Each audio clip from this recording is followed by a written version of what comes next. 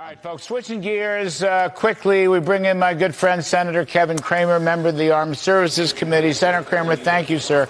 I just want to ask you, we're not going to solve this today, but I want to ask you, there's talk, more than just talk, discussions are going on about at least a commission to investigate the catastrophic cut and run from Afghanistan.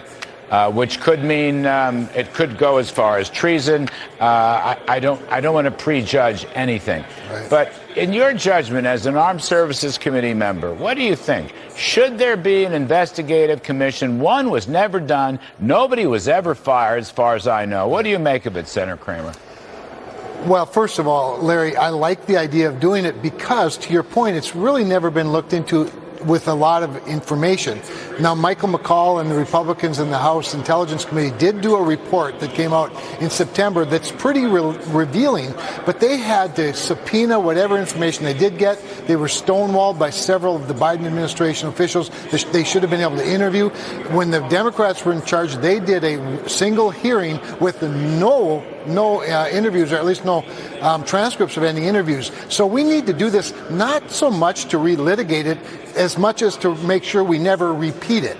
It had devastating consequences, not just to the United States, but to the world at large, because it was the first message that we have a weakling in the White House, and every despot and dictator in the country or in the world, from Vladimir Putin to Xi Jinping to Kim Jong-un to the Ayatollahs, decided, hey, this is the time to do what we want in the world. So I think we do have to do it. Again, treason's a bit much. I don't know. But remember, there have been some comments from people that used to serve that now are a little freer, one of them being, of course, the Central Command commander at the time, General Frank McKenzie, who's been pretty open and pretty clear that there were policy mistakes. Mm-hmm. He takes full blame because that's what a good soldier does, a general does, a commander does that. He takes the burden on his own shoulders, even though he wasn't to blame.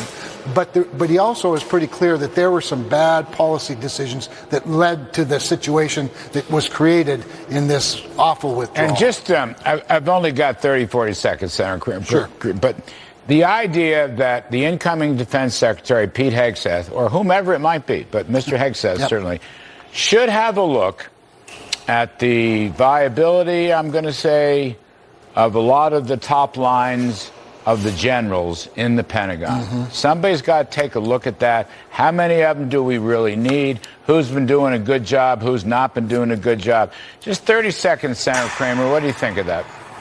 Well, I think it's fine for a secretary to do that. Remember, there were a number of Air Force generals that were pushed right out because they wouldn't agree to Gina Ortiz, the Undersecretary of the Air Force, the first one under Joe Biden. They wouldn't read her DEI statement to the troops. She got rid of them. Having said that, I think we need to be careful not to put all the blame on the men and women that lead our military wearing the uniform. Remember, they're saluting upstream to the political leadership. Having said that, I think it's fine for a new secretary to take a look at all that. But we also have to be careful that we want to make sure that our young new service members know that there's upward mobility for them, that they too can aspire to and achieve a star or two or three or four. And so we don't want to just go guns a-blazing necessarily. Yes. But that is the job of the civilian leadership of the United States military, is to run the place, not the generals. No, that's my point. I'm not impugning anything or anybody. Sure. I know there are patriots. I'm just suggesting that reviews may be a very good and useful tool. Senator Kevin Cramer, thank you, sir. We appreciate it. Folks, we're going to take a quick break.